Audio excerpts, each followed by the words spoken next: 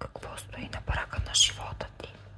Шестицата мечове символизира преход, пътуване, физическо или емоционално и отдалечаване от трудности. Тя говори за момент, в който се отдалечаваш от нещо, което вече не ти служи. Било то объркване, болка, стрес или стара ситуация и поемаш към по-спокойни води.